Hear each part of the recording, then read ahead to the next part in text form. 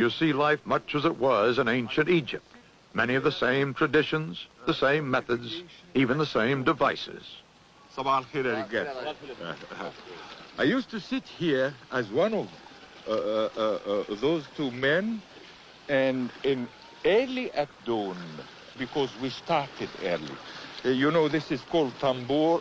There is some screw in it, and it brings the water from the canal to the land here.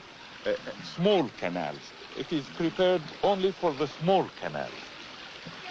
How many hours would you sit there on that screw? Every shift is 2 hours. And we use not only to irrigate our land, but the work here, since the start, is collective. We don't have tambour for every farmer here. We have 6 or 7 only in the village. So we make a timetable, and then we start irrigating collectively all our land. Nubian villages up there on the cliffs. The Nubians are one of the 2 basic peoples who formed the population of ancient Egypt and modern Egypt, the others being the lighter-skinned Egyptians. You know, when you look at the fertility of the lower Nile Valley and then the harshness of the land here, one wonders, how have they survived for these thousands of years? You may be amazed to know when we heightened the old dam, some of their villages were flooded, but they wouldn't leave their villages except when they found that they will be flooded. The rest, who are not flooded like these, they stayed here.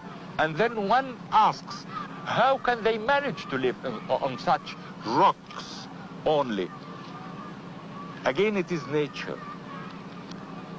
No one in my country, Egypt, likes the land like the Nubians here. Do the Nubians, as the people in the lower Nile, do they cling to their ancient customs as well? For sure. Their dances, their language, they have a complete different language. It is not written, but they use it between themselves. They have their, as I told you, their dances, their language, their traditions, marvelous customs. Performed today look as if they were choreographed from ancient temple carvings.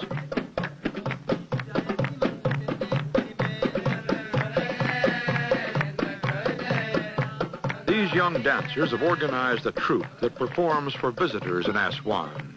We accompany them to a special performance in one of the ancestral villages where they continue to live.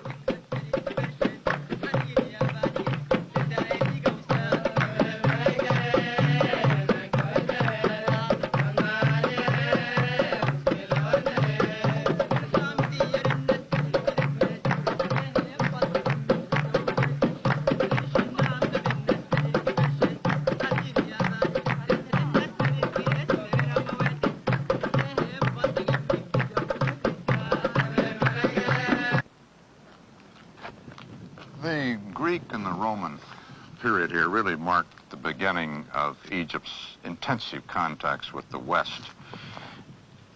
In all of that time, of that intensive contact, who ended up influencing whom the most?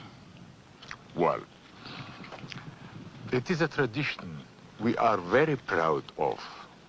Egypt always absorbs whoever invaded Egypt, and never Egypt was absorbed by anyone. Really, it is a pride of us. Well, as you see, Egypt survived all those, Greeks and Romans, this fine architecture, this fine civilization, this fine monuments shows who survived the other.